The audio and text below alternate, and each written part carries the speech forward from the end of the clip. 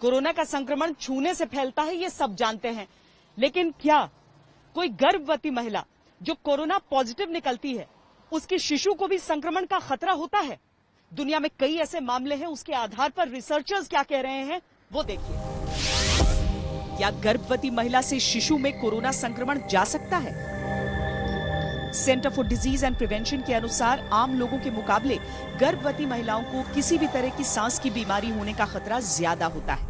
गर्भवती महिलाओं की रोग प्रतिरोधक क्षमता में बदलाव होने की वजह से उनके बीमार होने का डर बढ़ जाता है। Centre for disease and prevention के अनुसार वो गर्भवती महिलाएं जिनको इससे पहले सर्दी जुकाम जैसे दूसरे वायरस इन्फेक्शन हो चुके हैं, उनको कोविड-19 होने की आशंका ज्यादा होती है। अभी बहुत जानकारी उपलब्ध नहीं है। हमारे भारतवर्ष में जहाँ तक मेरी नॉलेज है, अभी बहुत केस नहीं हुए हैं जिनका कि बच्चा पैदा हुआ है। चाइना में भी बहुत सारी रिपोर्ट्स आई हैं, लेकिन उसमें सिर्फ एक बार 3 ही बच्चों की रिपोर्ट्स आई हैं। तो जो अभी तक उपलब्ध हमारे पास शोध पत्र हैं या उपलब्ध जानकारियां हैं, उसमें यही पता चलता है कि ये गर्भवती महिला से ये संक्रमण गर्भस्थ शिशु में नहीं, प्लेसेंटा के द्वारा नहीं जाता है। WHO ने कोरोना से संक्रमित 147 गर्भवती महिलाओं के सैंपल को स्टडी किया। WHO ने पाया कि सिर्फ 8% को गंभीर कोविड था, 1% क्रिटिकल थी।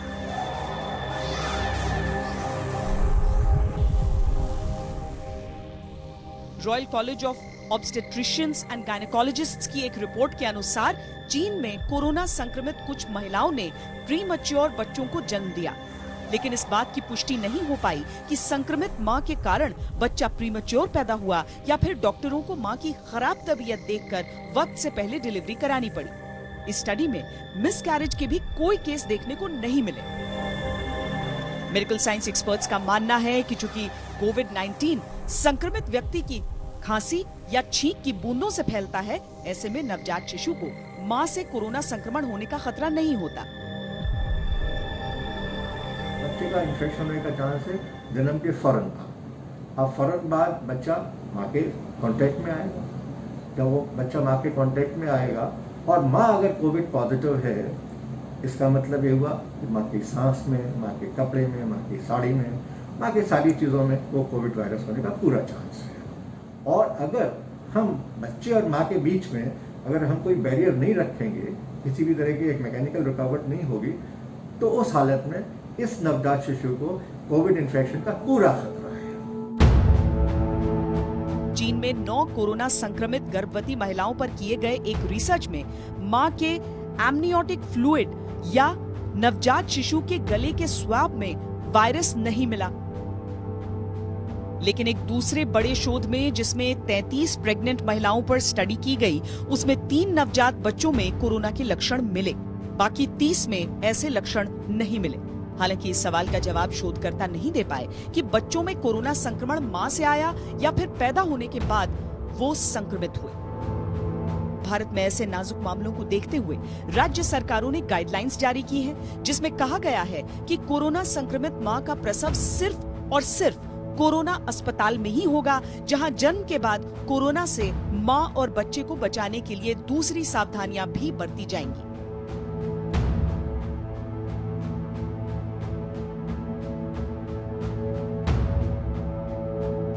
उसके लिए हमें सिंपल 7 स्टेप्स फॉलो करने हैं, जिसमें सबसे पहला तो वही है जो बाकी लोग कर रहे हैं, जैसे कि सोशल डिस्टेंस मेंटेन करना, 6 फीट डिस्टेंस पे रहना और ज़्यादा भीड़ भाड़ वाले इलाकों में ना जाना, अननेसेसरी ट्रैवल नहीं करना है। अपने हॉस्पिटल से आप इन्फॉर्म्ड रहें हमेशा, वो कितना दूर है, आपके हॉस्पिटल में हस्बैंड और फैमिली को अलाउ कर रहे हैं कि नहीं इस समय, ये सारी चीज़ों की जानकारी आपको पहले से ही लेके रखनी है। अगर आप लेबर में हैं और अगर आपको कोविड इन्फेक्शन हो गया है, तो आपको अपने हॉस्पिटल को पहले ही इतला दे देनी पड़ेगी ताकि वो बच्चों के बचाव की सारी तैयारी कर सकें। और आपको अगर इन्फेक्शन हो जाता है तो डिलीवरी के बाद आपको दूसरे रूम में रखा जा सकता है, बट आप ब्रेस्ट फीड स्टिल कर सकती हैं, आइदर पम्प करके कर सकती हैं या मास्क और ग्लव्स लगाकर फिर भी ब्रेस्ट फीड कर सकती हैं, क्योंकि ब्रेस्ट फीडिंग में ये वायरस ट्रांसमिट नहीं होता है। तो निष्कर्ष के तौर पर यह कहा जा सकता है कि WHO ने अभी तक ऐसे किसी भी मामले की पुष्टि नहीं की है, लेकिन फिर भी सावधानी जरूरी है। क्या हाइड्रोक्सी क्लोरोक्वीन से कोरोना का इलाज संभव है? प्रधानमंत्री नरेंद्र मोदी ने जब हाइड्रोक्सी क्लोरोक्वीन का कंसाइनमेंट दुनिया के दूसरे देशों में भिजवाना शुरू किया, तो उन देशों के साथ भारत के रिश्तों की बुनियाद और मजबूत होती गई।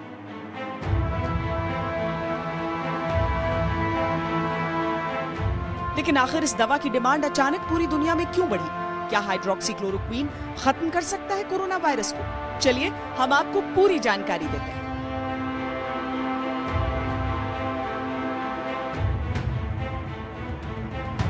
क्लोरोक्वीन मलेरिया के इलाज के लिए इस्तेमाल की जाने वाली एक दवा है जिसकी खोज 1934 में हुई थी।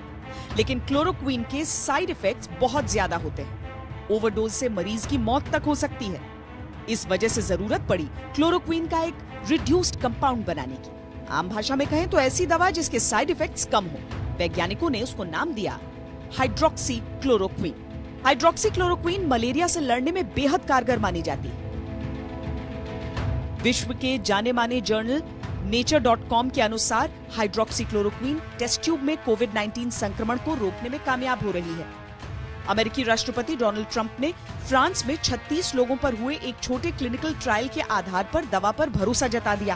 हालांकि फ्रांस के उस टेस्ट पर फूड एंड ड्रग एडमिनिस्ट्रेशन के अलावा दुनिया के कई वैज्ञानिक राजी नहीं हुए, क्योंकि उसको नो कंट्रोल सिचुएशन में किया गया था। लेकिन अमेरिका के न्यूयॉर्क में 1500 लोगों पर दवा का टेस्ट कर दिया गया। हालांकि साथ ही हम आपको बता दें कि हाइड्रोक्सी क्लोरोक्वीन को लेकर चीन भी बहुत आश्वस्त नहीं है।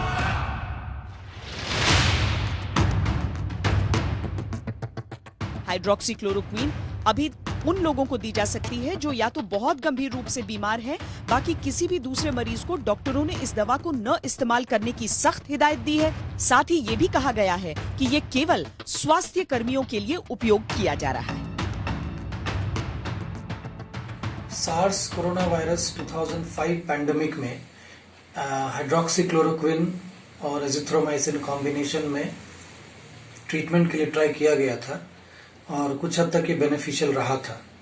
तो 2020 का कोविड-19 जो है इसमें भी इसका रोल है और ये लेकिन केवल प्रोफिलैक्सिस के लिए यूज़ किया जा रहा है। ये वायरस के रिसेप्टर सेल्स पे काम करता है और वहाँ पे उसको इनहिबिट करता है और ग्रोथ रिटार्ड करता है। बट ये एंटी मलेरियल ड्रग है और इसके और बहुत सारे यूजेस हैं और कुछ साइड इफ़ेक्ट्स भी हैं। तो ये फिलहाल रूटीन ट्रीटमेंट में रिकमेंडेड नहीं है। हाँ, लेकिन प्रोफिलैक्सिस के लिए ये जरूर दिया जा सकता है। प्रोफिलैक्सिस मतलब वो पेशेंट्स जो कोरोना पॉजिटिव पेशेंट्स के कांटेक्ट में हैं, जैसे कि हेल्थ केयर वर्कर्स या उनके अपने फैमिली मेंबर्स। या सिगरेट शेयर करके पीने से कोरोना वायरस संक्रमण हो सकता है? कोरोना को लेकर एक दावा यह भी किया जा रहा है कि सिगरेट के शौकीन अगर शेयर करके सिगरेट पीते हैं तो उनमें संक्रमण का खतरा बढ़ जाता है। बैंकॉक शहर में एक साथ पार्टी करने वाले दोस्तों में कोरोना वायरस की पुष्टि हुई। बताया जा रहा है कि पार्टी के दौरान इन दोस्तों ने आपस में सिगरेट भी शेयर की थी। डॉक्टरों का कहना है कि इसकी वजह से कोरोना वायरस एक से दूसरे में ट्रांसफर हुआ। भारतीय डॉक्टरों का भी मानना है कि सिगरेट शेयर करने से ये वायरस एक दूसरे में फैल सकता है। डॉक्टरों के अनुसार जब किसी इंसान में कोरोना वायरस पहुंचता है तो सबसे पहले अपर रेस्पिरेटरी सिस्टम को प्रभावित करता है, फिर लोअर रेस्पिरेटरी सिस्टम तक पहुंचता है। अपर में सबसे पहले गले और नाक के हिस्से में यह वायरस पहुंचता है। जब यह नाक को प्रभावित करता है तो इसे मेडिकल भाषा में नोजोफेरेंजियल कहते हैं। जब ये गले और दोनों टॉन्सिल्स तक पहुंच जाता है तो इसे ओरोफेरेंजियल कहा जाता है। डॉक्टरों का कहना है कि इसी प्रकार जब वायरस लोअर रेस्पिरेटरी सिस्टम में पहुंच जाता है तब इसका मतलब होता है कि मरीज के फेफड़ों तक वायरस पहुंच गया।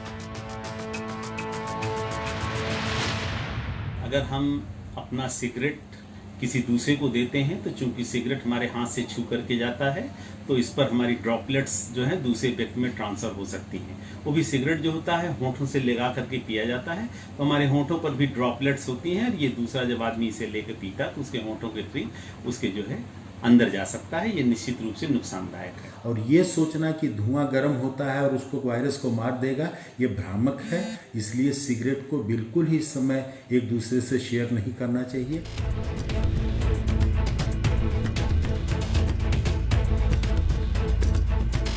अगर किसी शख्स के गले, नाक, मुंह, टॉन्सिल में वायरस की मौजूदगी है और उसके द्वारा पी गई सिगरेट कोई दूसरा व्यक्ति पीता है तो पूरे आसार हैं कि वो वायरस से संक्रमित हो सकता है। हमारे मोबाइल फोन्स लगभग हर समय हमारे हाथों में रहते हैं, यानी कि आपके हाथों की सफाई जितनी ज्यादा जरूरी है उन पर कीटाणुओं को देखते हुए, उतनी ही जरूरी है आपके मोबाइल फोन की सफाई। पर मोबाइल फोन के कीटाणु कैसे मरते हैं, अलग अलग तरीके इसके बताए जाते हैं। मोबाइल फोन आपका स्वच्छ कैसे हो, यह भी एक बहुत महत्वपूर्ण जानकारी है। क्या मोबाइल फोन में भी छिपे हो सकते हैं कोरोना के कीटाणु? अगर कोई संक्रमित व्यक्ति छींकते या खांसते वक्त मुंह पर हाथ रखता है लेकिन उन्हीं हाथों से मोबाइल को छू लेता है तो मोबाइल की सतह भी विषाणु युक्त हो जाती है। एक्सपर्ट्स बताते हैं कि कोरोना वायरस किसी भी सतह पर काफी वक्त तक जिंदा रह सकता है, यानी आपका मोबाइल फोन आसानी से वायरस कैरियर बन सकता है। तो आप क्या करें? जरूरी है कि आप अपने स्मार्टफोन को अच्छी तरह से साफ करें, लेकिन कैसे साफ करें? फोन बनाने वाली सभी बड़ी कंपनियां तो किसी भी तरह के अल्कोहल बेस्ड सैनिटाइजर से फोन साफ करने को मना करती हैं, क्योंकि इससे फोन की कोटिंग और टच टेक्नोलॉजी खराब होने का डर रहता है। कई फोन में फिंगरप्रिंट सेंसर होते हैं जो सैनिटाइजर से खराब हो सकते हैं। ऐसे में सबसे पहले तो फोन पर स्क्रीन प्रोटेक्टर लगाया जा सकता है, जिसको डाइल्यूट अल्कोहल से साफ किया जा सकता है। मोबाइल में प्लास्टिक होता है और प्लास्टिक में वायरस की लाइफ लंबी होती है, तो उसको ध्यान में रखते हुए यह संभावना है कि किसी संक्रमित व्यक्ति ने किसी मोबाइल को छुआ हो तो उसको वो पास होने के चांसेस हैं अगर वो अपने नाक या मुंह को टच करता है तो।